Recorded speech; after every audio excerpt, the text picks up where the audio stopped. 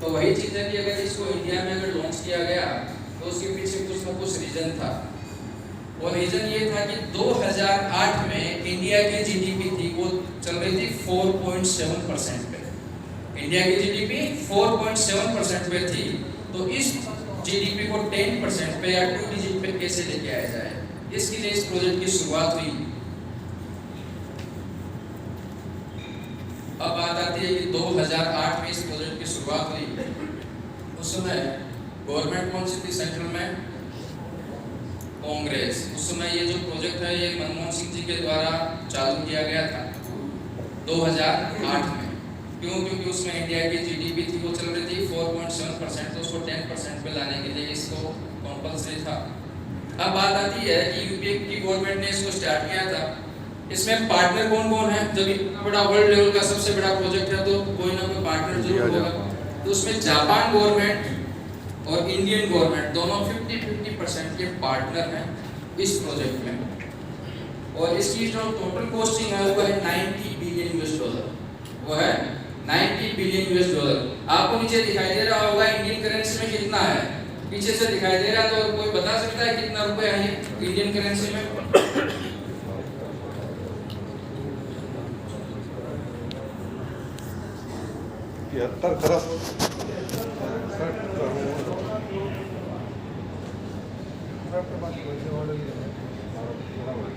तो सर ये जो इंडियन करेंसी में जो अमाउंट है, अगर हम लमसम की बात करें तो लमसम ये आता है 7.5 लाख करोड़ का।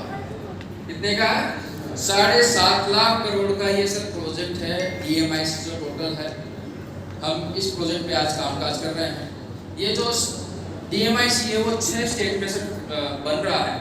ये यूपी के दादरी से स्टार्ट होता है। यूपी के बाद में आता है हरियाणा, हरियाणा के बाद राजस्थान। उसमें भी मेट्रो वो सेम डिटो कॉपी, मतलब कोई भी कलर भी चेंज नहीं किया उस कंपनी ने, सेम डिटो कॉपी उठा करके यहाँ पे रख दिया। तो यही है, यहाँ पे टोटल 920 स्क्वायर किलोमीटर में से 570 स्क्वायर किलोमीटर का डेवलपमेंट किया जाएगा। 3 फेज में होगा। जैसे अपने यहाँ पे सेक्टर्स होते हैं, है ना, नोएडा में, गुड़गांव में सेक्टर होते हैं। यहाँ पे टीपी होगा, टाउनशिप प्लानिंग। तो यहाँ पे टाउनशिप प्लानिंग 1 2 3 4 5 6 टाउनशिप प्लानिंग है। पहली टाउनशिप प्लानिंग 2026 में खत्म हो जाएगी, जो 153 स्क्वायर किलोमीटर का है। और ये जो आप देख रहे हो राउंड में, ये है 22.54 स्क्वायर किलोमीटर का एरिया। इस 22.54 स्क्वायर किलोमीटर का एरिया, इसको हम एक्टिवेशन एरिया बोलते हैं आज के दिन। इसको जैसे कोई बिल्डर कोई मकान बनाता है, कोई बिल्डिंग बनाता है, तो वो एक सैंपल हाउस रेडी रखता है ना। सेम डिटो को भी गवर्नमेंट ने भी एक यहाँ पे 22.54 स्क्वायर किलोमीटर का एरिया रेडी कर दिया है। और आपको ये कहा गया है कि हम टोटल डिटो कॉपी इसी की तर्ज पे पूरे धोलेरा को हम डेवलप करेंगे। आप यहाँ पे आकर के देख सकते हो कि किस तरीके की फैसिलिटी है, वो हम इसी तरीके से पूरे धोलेरा को हम डेवलप करेंगे। अब यहाँ पे बात आती है कि धोलेरा तो हमने नाम सुना है, लेकिन धोलेरा के आगे SIR सर क्या चीज़ है? SIR क्या चीज़ है? कई के व्यक्ति तो मन में सोचते होंगे ये तो गुरुजी होगा, है ना, लेकिन ये गुरुजी ही है। बड़े बड़े शहरों का ये गुरुजी है धोलेरा सर। सर का नाम, ये जो सर है ये स्पेशल इन्वेस्टमेंट रीजन है। ये एक्ट का शॉर्ट नेम है। जैसे SIR की मैं बात करूँ तो सेज के बारे में सुना हम सब लोगों ने। सेज की फुल फॉर्म क्या है? Special economic zone. उसको अपग्रेड करके गवर्नमेंट ने SIR बना दिया है, special investment region. SIR act जो लाने वाला है, वर्ल्ड में सबसे पहले SIR एक्ट लाने वाली कंट्री कौन सी है? चाइना। SIR एक्ट जो है वर्ल्ड में सबसे पहले SIR एक्ट लाने वाली कंट्री है चाइना। और सबसे पहला जो सिटी डेवलप हुआ वो कौन सा हुआ? शंघाई। अगर आज हम चाइना का नाम लेते हैं तो सबसे पहले कौन सा नाम निकलता है? शंघाई का। और इंडिया में सबसे पहले SIR एक्ट लागू करने वाला स्टेट कौन सा है? गुजरात। और सबसे पहला सिटी डेवलप कौन सा हो रहा है? धोलेरा। तो सर वो दिन दूर नहीं है, आप 7-8 साल रुक जाओ कि जिस दिन अगर हम इंडिया का नाम लेंगे तो सबसे पहला नाम कौन सा निकलेगा? धोलेरा। अब यहाँ पे SIR की बात मैं अगर आपको बताऊं, SIR किस तरीके से काम, मुंबई, दिल्ली और मुंबई एयरपोर्ट सबसे बड़े हैं। दिल्ली की मैं बात करूं तो दिल्ली में सर क्या भाव चल रहे हैं, लगभग लमसम 6 लाख रुपए का मान के चलूं, 6 लाख रुपए गज का भाव, ऊपर ही होगा, लेकिन लगभग हम मतलब एयरपोर्ट से 5-7 किलोमीटर दूर, 10 किलोमीटर दूर की बात करते हैं, 6 लाख रुपए गज का भाव है। तो 6 लाख रुपए गज का दिल्ली का भाव चल रहा है, मुंबई का लगभग 12 से 13 लाख रुपया गज का भाव चल रहा है। अगर मैं बात करूं कि इस एयरपोर्ट का आज के दिन कामकाज चालू है, बहुत तेजी से चालू है, आप जाकर के देख सकते हो, हमारे कई भाई बंधु हैं वो जाकर के आए थे, बिजनेस पार्टनर हैं जाके आए थे, वो उन्होंने भी देखा काफ़ी ज़ोर शोर से चालू है वहाँ पे कामकाज। 2026 में इस एयरपोर्ट का कामकाज कंप्लीट हो जाएगा। 2026 में इसका फेज 1 कंप्लीट हो रहा है। ये 3 फेज में बन रहा है सर, ये एशिया का लार्जेस्ट है, एक साथ में नहीं बनेगा, 3 फेज में बनेगा। फर्स्ट फेज है वो 2026 में दिसंबर में कंप्लीट हो रहा है। सर इसको फुल फ्लेश रनिंग में आने में कितना साल लगेगा? 10 साल मान के चलते हैं, 10 साल मान के चलते हैं। तो सर यहाँ पे 10 साल में ये फुल फ्लेश रनिंग में आ जाएगा, तो यहाँ का भाव दिल्ली जितना तो मान के चले, ये 6 लाख रुपए गज तो आएगा, चलो नहीं मानते हैं, उसका आधा तो आएगा, 3 लाख रुपए गज तो आएगा, चलो इतना भी नहीं मानते, उसका आधा 1.5 लाख रुपए गज, आराम से हो गया। चलो इतना भी नहीं मानते, इसका आधा 75,000 रुपए गज। तो थोड़ी बहुत श्रम तो हमें भी करनी चाहिए। हम एशिया के लार्जेस्ट एयरपोर्ट की बात कर रहे हैं सर, सभी के सभी चुप हैं, है? क्या? तो यहाँ पे सर ऐसा है कि आज जो दिल्ली एयरपोर्ट का जो भाव है उसका अगर 10%, मैं कितना काउंट कर रहा हूं, सिर्फ 10% दिल्ली एयरपोर्ट का जो भाव, उसके नियर बाय जो भाव, उसका सिर्फ 10% भी अगर यहाँ का भाव आ गया तो सर हमारा इन्वेस्टमेंट कितना टाइम हो गया? 10 टाइम्स हो चुका होगा। एक एयरपोर्ट में इतनी ताकत है कि वो हमारा इन्वेस्टमेंट सर 10 टाइम्स कर सकता है, एक अकेला एयरपोर्ट। तो ये तो सर मैंने आपको धोलेरा का सिर्फ एक एडवांटेज ही बताया आपको। दूसरा सर यहाँ पे बोइंग, सर दोनों कंपनियों का यहाँ पे MRO सिस्टम यहाँ पे आ गया है, ये मेंटेनेंस, रिपेयर और ऑपरेशनल यहाँ पे आ चुका है। और वैसे देखो तो यहाँ पे MRO में मैन्युफैक्चरिंग, रिसर्च और ऑपरेशनल भी यहाँ पे आ चुका है। एयरबस और बोइंग का, एयरबस को लगभग 1700 एकड़ गवर्नमेंट ने जगह दी है और बोइंग को लगभग 1200 एकड़ के समथिंग गवर्नमेंट ने यहाँ पे उनको अलोकेट की है। उसके बाद में बात करते हैं कि यहाँ पे एविएशन जोन बनेगा, उसमें एयरक्राफ्ट मैन्युफैक्चरिंग यूनिट है, एविएशन एकेडमी वगैरह ये सारी चीज़ें आएंगी। फिर बात आती है धोलेरा में सी पोर्ट भी धोलेरा में आ रहा है। हमने अगर इतिहास में 8वीं 9वीं 10वीं में अगर पढ़ा होगा, सामाजिक विज्ञान में, तो वहाँ पे देखा होगा हमने एक वर्ड हमने इस्तेमाल बार बार आया था कि जो नदी और समुद्र के किनारे जो शहर हैं वहाँ पे व्यापारिक गतिविधियाँ ज़्यादा होती हैं, तो इसकी वजह से क्या है, वो शहर हमेशा संपन्न होते हैं ना। यस। तो वही चीज़ें हैं, अगर धोलेरा में अगर सी पोर्ट आ रहा है तो धोलेरा क्या होगा, ऑटोमेटिकली संपन्न सिटी होगा। फिर बात आती है सर यहाँ पे वर्ल्ड का largest solar power plant Dholera में बन रहा है। बनेगा नहीं, हम 2016-17 में बोलते थे सर बनेगा, और कहाँ बनेगा वो भी हमें पता नहीं था। आज हम क्या बोल रहे हैं, बन रहा है। कहाँ बन रहा है वो भी हम आपको दिखा सकते हैं। 5000 मेगावाट का वर्ल्ड का लार्जेस्ट सोलर पावर प्लांट। अब ये 5000 मेगावाट कितनी होती है? हमें तो देखो, हम तो आर्ट्स के स्टूडेंट हैं, हमें तो इतना आता नहीं है। कोई अगर साइंस का स्टूडेंट हो तो बता सकता है कि कितना होता है। इससे आप अंदाज़ा लगा लो कि अगर 5000 मेगावाट वो अपने यहाँ पे बेचने के लिए तो किया नहीं होगा, क्योंकि गुजरात में ऑलरेडी इलेक्ट्रिसिटी अच्छी है, ज़्यादा है।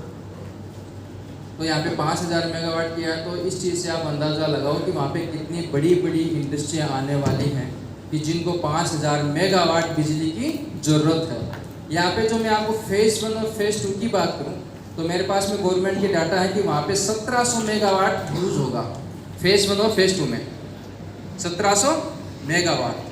अब फेज़ 3 तो आना बाकी है, उसमें कौन कौन सी इंडस्ट्रियाँ आएंगी, तो कितना मेगावाट यहाँ पे यूज़ होगा, इस चीज़ से आप अंदाज़ा लगाओ कि वहाँ पे कितनी बड़ी बड़ी वहाँ पे इंडस्ट्रियाँ आ रही हैं धोलेरा में।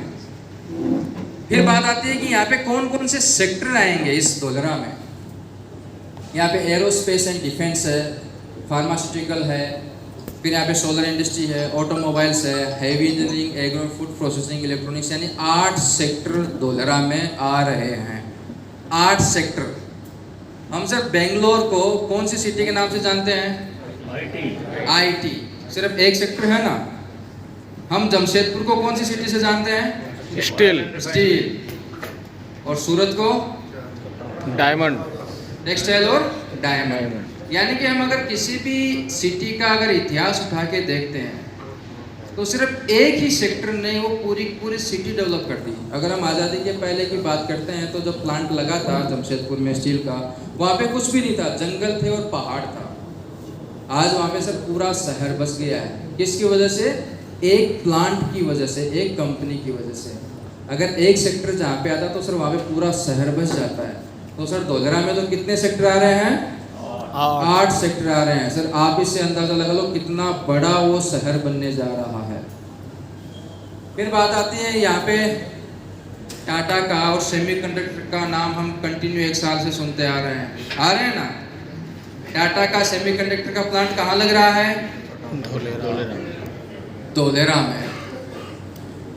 में टाटा का सेमीकंडक्टर 4 करोड़ रुपए का वहाँ पे वो प्लांट सेटअप कर रहे हैं।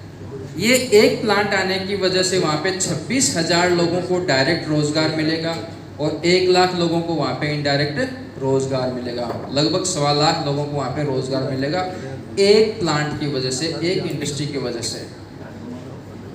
फिर ये अपने अग्रवाल साहब है ना, वेदांता ग्रुप के चेयरमैन, इन्होंने भी 1.5 लाख करोड़ का इन्वेस्टमेंट किया है सेमीकंडक्टर का धोलेरा में। फिर ये जो चिड़ीपाल ग्रुप की जो कंपनी है ग्रीव, इन्होंने लगभग 3,800 करोड़ की डील की है यहाँ पे। फिर बात आती है टाटा एडवांस सिस्टम, जो एयरबस के साथ में मिलकर के C295 जो प्लेन है उसका यहाँ पे मैन्युफैक्चरिंग करेंगी।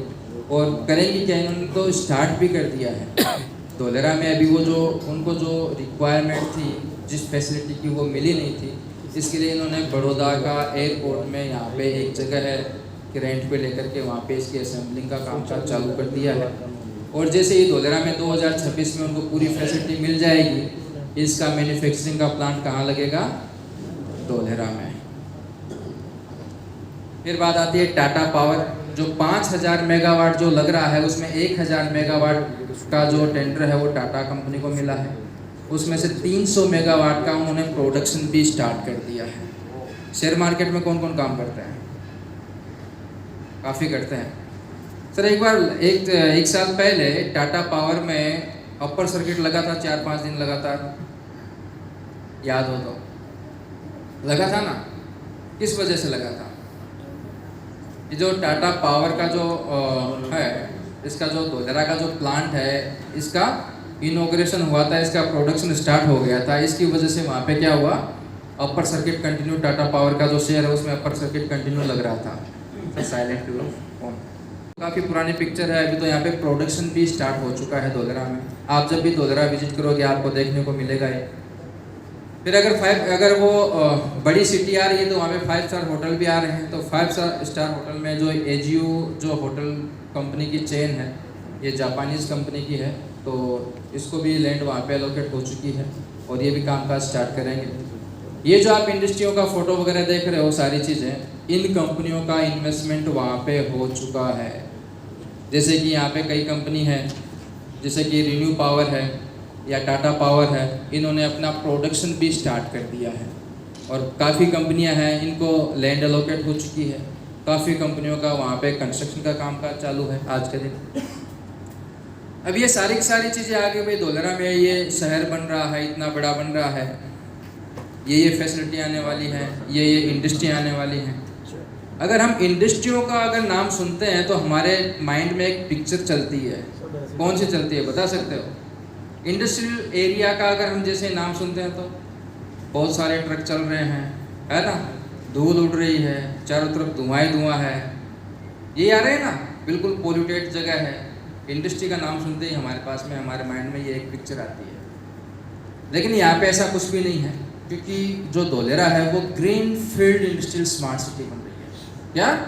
बिल्कुल ग्रीन फील्ड बन रही है। यहाँ पे आपको पोल्यूशन वहाँ का नाम भी नहीं दिखेगा। यहाँ पे ऐसी कोई भी इंडस्ट्री नहीं आएगी जिसके ऊपर चिमनी हो, जो धुआं छोड़ती हो।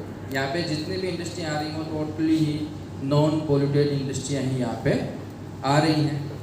तो यहाँ की फैसिलिटी क्या होगी, लाइफस्टाइल क्या होगी, वो भी मैं आपको बता रहा हूँ। ये इसके लिए है क्योंकि वर्ल्ड में 2 ही शहर ऐसे हैं जिनको प्लेटिनम रैंकिंग अवार्ड दिया गया है। पूरे वर्ल्ड की बात कर रहा हूँ, वर्ल्ड में सिर्फ 2 ही सिटी ऐसी हैं जिनको प्लेटिनम रैंकिंग अवार्ड दिया गया है। पहली सिटी कोई बता सकता है? वॉशिंगटन डीसी पहली सिटी है, वॉशिंगटन डीसी, जिसको प्लेटिनम रैंकिंग अवार्ड दिया गया है। और दूसरी सिटी कौन सी है? धोलेरा। ऐसा ही है। बहुत सारे लोग तो बोलेंगे यार धोलेरा तो बना ही नहीं है, अभी उनको यानी कि दे दिया। तो गवर्नमेंट ने उनको प्लानिंग के आधार पे इसको प्लेटिनम रैंकिंग अवार्ड दिया गया है। इसके कुछ पैरामीटर्स है, बेंचमार्क हैं कि किन किन के आधार पे इसको प्लेटिनम रैंकिंग अवार्ड दिया गया है। सबसे पहले तो है वहाँ पे सॉलिड वेस्ट, यानी कि यहाँ पे जो फैसिलिटी दी गई है गवर्नमेंट के द्वारा, वो वर्ल्ड के जो टॉप 10 शहर हैं, आप गूगल में सर्च कर लेना, वर्ल्ड के टॉप 10 सिटी, उनमें जो बेस्ट जो सर्विस है वो सारी की सारी सर्विस गवर्नमेंट इस सिटी में प्रोवाइड करवा रही है हमारे लिए। अभी वहाँ पे लोग आकर के रहने नहीं लगे हैं, कोई व्यक्ति आया नहीं है, लेकिन ये फैसिलिटी आज भी रेडी है। गवर्नमेंट ने एडवांस में से ही क्या है, एडवांस में ही इनको रेडी कर दिया है। सबसे पहले है कि यहाँ पे जो सॉलिड वेस्ट है, जो वर्ल्ड में बेस्ट कहाँ का है, ब्रुसेल्स है, सोंगडो है, न्यूयॉर्क है। ऐसी फैसिलिटी गवर्नमेंट ने यहाँ पे आज के दिन में प्रोवाइड करवा दी है। दूसरा है वाटर एंड वेस्ट वाटर। यहाँ पे जो सिंगापुर, कैलिफोर्निया, हांगकांग, इन सिटी में जैसा पानी की जो फैसिलिटी है वो यहाँ पे करवा दी है। ये जैसे मैं बता रहा हूँ तो मैं आपको अगर थोड़ा और भी समझा दूँ, सिंगापुर कौन कौन जाके आए हैं? आप सर सिंगापुर गए थे, होटल में पानी की बोतल मिली थी आपको? नहीं मिली है ना? मिली होती तो आप बोलते हाँ सर मिली थी। आप सोच रहे हो यार मिली या नहीं मिली, क्योंकि नहीं मिली। सिंगापुर गवर्नमेंट क्या बोलती है कि हम आपको इतना शुद्ध पानी देते हैं कि आप हमारा नल का पानी भी पी सकते हो, हमारे जो बाथरूम में जो पानी आ रहा है वो भी पी सकते हो। सिंगापुर में इतना शुद्ध पानी आता है, वहाँ पे होटलों में पानी की बोतल नहीं देते हैं। आप एक्स्ट्रा डिमांड करोगे तो वो पानी की बोतल देंगे, वरना नहीं देंगे। तो गवर्नमेंट, सिंगापुर गवर्नमेंट ये कहती है। तो सिंगापुर, कैलिफोर्निया, हांगकांग में ऐसा ही पानी आ रहा है। और यहाँ पे धोलेरा में जो पानी है वो ऐसा ही पानी मिलेगा आपको, बिल्कुल शुद्ध। फिर यहाँ पे जो स्ट्रॉन्ग वाटर है, ये ब्रुसेल्स, सोंगडो, न्यूयॉर्क जैसा यहाँ पे फैसिलिटी है। अब कई लोग तो मन में सोच रहे होंगे कि पहला फोटो हमें दिखाया था दुबई का, है वेल डेवलप दुबई, तो इसमें दुबई का तो नाम ही नहीं है कहीं। आना चाहिए ना, है आना चाहिए, क्योंकि और दुबई ऐसी स्मार्ट सिटी है, वर्ल्ड फेमस है, टॉप 10 में आ रही है, लेकिन उसको भी प्लेटिनम रैंकिंग अवार्ड नहीं मिला है। क्यों नहीं मिला है, कोई बता सकता है? क्योंकि सर दुबई हर चीज़ में अव्वल है, लेकिन एक चीज़ में कमी रह गई। इसमें स्ट्रॉन्ग वाटर में। अभी आपने देखा होगा लास्ट मंथ में वहाँ पे बारिश आई, 3-4 दिन तक कंटिन्यू बारिश आई।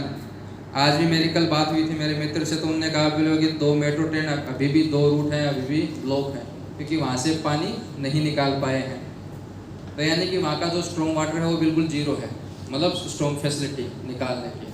तो इसके लिए उसको प्लेटिनम रैंकिंग अवार्ड नहीं दिया गया है। तो यहाँ पे गवर्नमेंट ने यहाँ पे प्लेटिनम रैंकिंग अवार्ड दिया गया है, ये सारी फैसिलिटी है इसकी वजह से। अर्बन प्लानिंग है यहाँ पे लंदन, शिकागो की जैसी है। पावर और ICT Singapore, London, Canada, Denmark जैसी है। रोड की डिज़ाइन यहाँ पे लंदन, न्यूयॉर्क और सिंगापुर जैसी है। आप अगर वर्ल्ड में जाते हो, कहीं घूमते हो, तो आप देखना वहाँ की जो फैसिलिटी है वही फैसिलिटी आपको धोलेरा में मिलने वाली है। और ये मैं आपको बता नहीं रहा हूँ, ये आपको प्रैक्टिकल दिखाऊंगा भी। यहाँ पे जैसे मैंने आपको बताया था 22.54 स्क्वायर किलोमीटर का एरिया गवर्नमेंट ने पूरा रेडी कर दिया है। आप जब धोलेरा में जाओगे तो आप सारी चीज़ें देखोगे जो मैंने आपको यहाँ पे बताई है। जो वर्ल्ड क्लास की जो फैसिलिटी है वो आप अपनी आंखों से वहाँ पे देखोगे। ये जो आप पिक्चर देख रहे हो, इसमें जो है नीचे जमीन के अंदर में ये जो टनल देख रहे हो अंडरग्राउंड, ये इतनी बड़ी बड़ी टनल्स हैं कि हम यहाँ पे अपनी 2-2 स्कॉर्पियो गाड़ी आसानी से इन टनल के अंदर से निकाल सकते हैं। इतनी बड़ी बड़ी टनल्स हैं। तो आओ ना, कितना ही आओ पानी है, कितना ही बारिश हो, कितना ही पानी आओ। अब बहुत सारे लोग बोलते हैं कि सर वहाँ पे तो पानी भरा रहता है, अभी तो चलो बारिश नहीं है, आपको पानी दिखाई नहीं देगा। आप बारिश आने के 1 महीने बाद में जाओगे तो चारों तरफ पानी पानी आपको दिखाई देगा। आप सोचोगे यार यहाँ पे तो इन्वेस्टमेंट करना ही नहीं चाहिए, यहाँ पे तो बहुत सारा पानी भरा रहता है। लेकिन गवर्नमेंट ने इसकी पहले से ही फैसिलिटी कर दी है। गवर्नमेंट ने 5 नदियाँ बनाई हैं वहाँ पे, मैन मेड रिवर, कि जितना भी पानी टोटल आएगा वो इन जो ड्रेनेज सिस्टम है, ये अंडरग्राउंड टनल्स है, इसमें आ जाएगा और इन पानी से ये आपस में कनेक्टेड रहेंगे और वो जो नहर जो मैन मेड रिवर बनाई है उनमें जा करके चला जाएगा। तो पानी की समस्या ज़िंदगी में कभी नहीं होगी।